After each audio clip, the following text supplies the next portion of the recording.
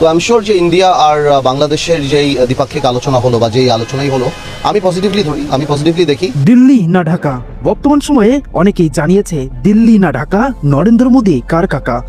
শুনতে হাস্যকর হলেও এটাই বাস্তব যে ভারতকে অস্বীকার করা বা শত্রু মনে করে স্লোগানে উত্তাল ছিল বিপ্লবী রাজপথ।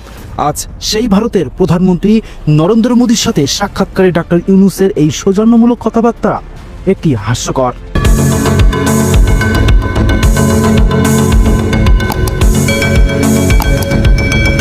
তবে এইদিকে সরকারের এই সকল কর্মকাণ্ড কোনোভাবেই মেনে নিতে পারছে না বিএনপির নেতাকর্মীরা। তারা মনে করেন একজন জাতীয় সরকার আসার পর এ ধরনের কার্যকলাপগুলো তাদের দ্বারাই করা উচিত।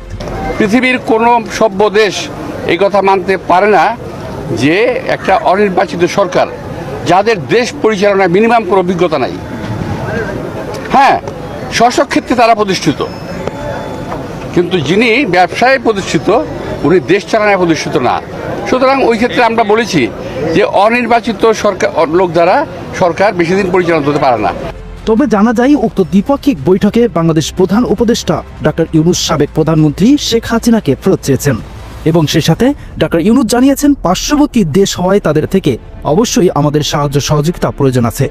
তাদের উন্নয়নের হাওয়ায় আমরাও উন্নতি লাভ করতে পারি, তাই শত্রু নয় বরং বন্ধুত্বর হাত বাড়িয়ে দেওয়াই আমাদেরকে উচিত। প্রিয় দর্শক, দিল্লি না ঢাকা স্লোগানে উত্তাল বিপ্লবীরা বর্তমান সময়ে এসে সাবেক প্রধানমন্ত্রী শেখ হাসিনার ন্যায় যেভাবে ভারতের প্রতি আবারও নির্ভরশীল হতে চলেছে, সেখানে শেখ হাসিনার দোষ কি ছিল এমনটাই দাবি করেছেন অনেকে। প্রিয় দর্শক, বিষয়টি নিয়ে আপনার মতামতটি অবশ্যই জানাতে ভুলবেন না।